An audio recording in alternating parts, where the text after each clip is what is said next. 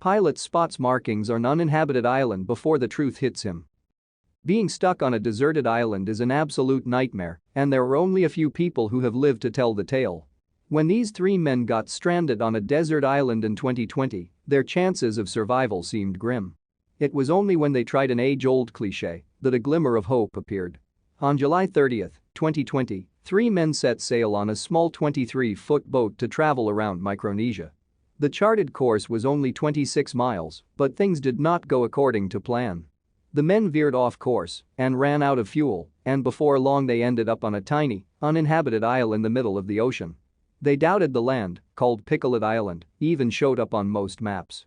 Now, a beautiful deserted island may seem like paradise, but being trapped on one would quickly turn into hell on Earth. So, how did these unlucky guys respond? Elizabeth Swann in Pirates of the Caribbean taught us all that the smoke from a signal fire can be seen for miles at sea. But these guys didn't seem to get the memo. They did manage to figure out some survival essentials, though. Shelter is important in a desert island situation. Dehydration is one of the biggest enemies on a desert island, and shelter is one of the only ways to avoid the heat. These men were able to find some makeshift shelter, but little else. When the men didn't arrive at their destination, a search was requested through the U.S. Coast Guard's Joint Rescue Sub-Center 500 miles away in Guam. Maybe there was hope for these mariners after all. The Rescue Sub-Center immediately engaged with other rescue ships in the area to begin the search, but after a few hours of looking, they found nothing. Things were looking dark. With such a short trip planned, the men did not have food or water for more than one night. Finding a way to harvest, train, and find food was their top priority.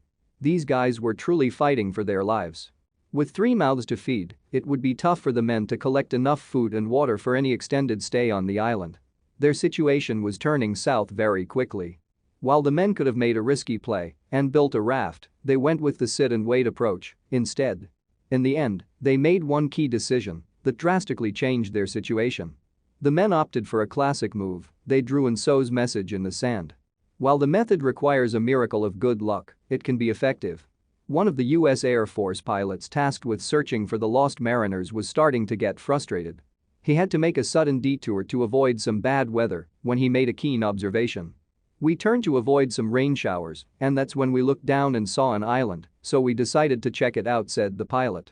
Then a pattern in the sand had him shouting over his radio. "That's when we saw So's and a boat right next to it on the beach," said the pilot. The men hit the jackpot with their So's plan. They had been found, but rescuing them was still a complicated task. Although the search effort was successful, the mariners weren't out of the woods yet. They still needed to be properly rescued for the mission to be considered a success. The U.S. Coast Guard dropped them a radio and some supplies to allow them to stay safe and communicate with rescuers until help arrived. The men were one step closer to home. The U.S. Coast Guard called in the Australian Navy to lend them a helping hand. Luckily, one of their ships was nearby to offer some much-needed support. They just hoped they weren't too late.